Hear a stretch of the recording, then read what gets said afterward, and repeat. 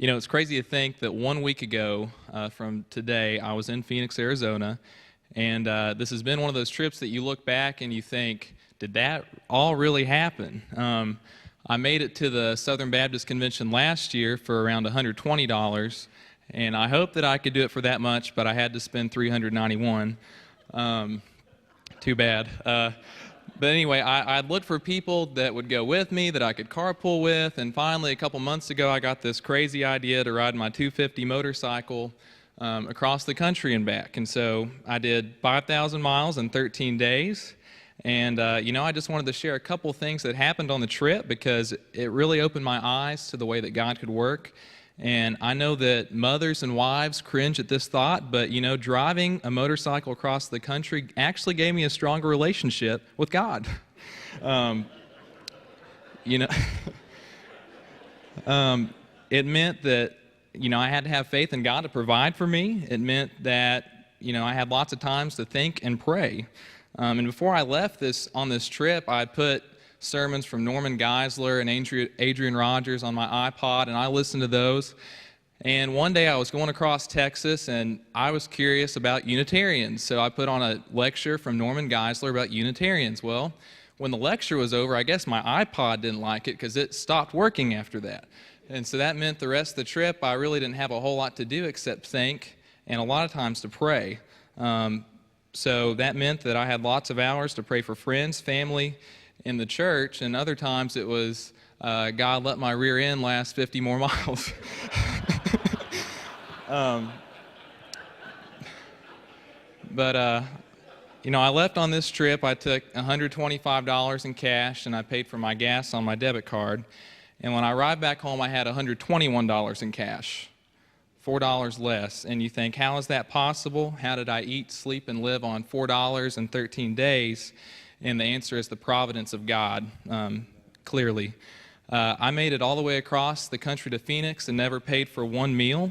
I stayed with family and friends of friends. And, everywhere I went, people showed me kindness. They gave me food. And by the time I had made it to Phoenix, people had given me $100 extra. And so when I arrived in Phoenix, I actually didn't know where I was going to stay. And so before the trip, I'd spent several months talking to Southern Baptist churches in the Phoenix area, and I'd talked to this one secretary several times, and it seemed like something may come through, but when it came time, I really didn't have an answer of where I was going to stay. And so I got there that day, and all I knew is I thought, well, I'll just drive to that church and hope that something will work out. Well, I got there, and it was a Saturday. The secretary wasn't there, but their Hispanic pastor was there because there's many Hispanic people in that area. And he tried his best to help me out, and at the end of the day, they had given me the keys to the church and said, we'll let you sleep on a couch in our youth room. And they actually had a shower there. It did not have hot water, so that meant every morning I spent several minutes trying to psych myself up.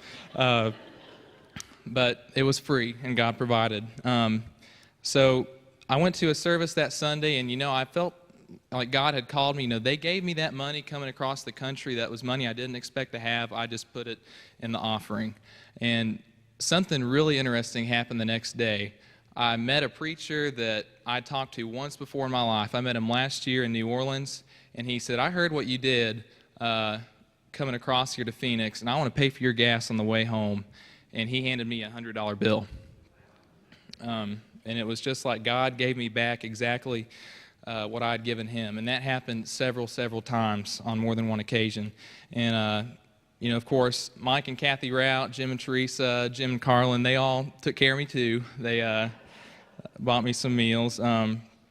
But one other story that happened, the last day, New Orleans Seminary, which is where I'm going to be going in August, they had an alumni dinner. And I got invited to that dinner by one of the trustees. And I really hadn't planned on going because it was $25, and that was just a tremendous amount of money. And so he heard that I wasn't going, and he said, well, I'm going to give you my ticket, and I'll find a way to get in. I'm a trustee. And I said, well, you don't have to do that. And he said, no, I want to do it. Well, I went to this lunch, and they had a drawing there for the alumni, and they gave away several really nice leather New American Standard Bibles. And I didn't enter the drawing because I technically wasn't an alumni yet. But at the end of the lunch, one of the professors had won one of those Bibles, and he said, I don't have a need for this Bible. I have all kinds of stuff like this. I want to give it to you. And he walked across the room and did that. He did not know me, but every single thing that happened like that on this trip happened for a reason. And as I went across and back, there was several different people that I got to share and witness with, and I made it to Abilene, Texas.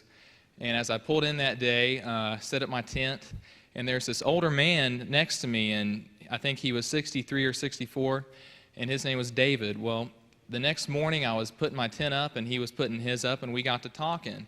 Well, it turned into 2 hours of me sharing with him, and at the end of this conversation, we had become very close, and he said, well, I don't have a Bible, and I said, well, guess what?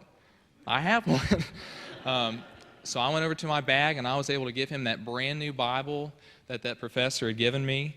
And, it's just crazy how God works stuff out like that. And, the trip was full of stories like that I could probably tell you all day. If you grab me, I'll tell you many of them. But, God is so good, and He showed me so many things in these 2 weeks. And, if you want to grow in your walk with Christ, consider buying a motorcycle and going with me to the convention in the future. So anyway, I just appreciate your prayers and your thoughts over this time. Thank you.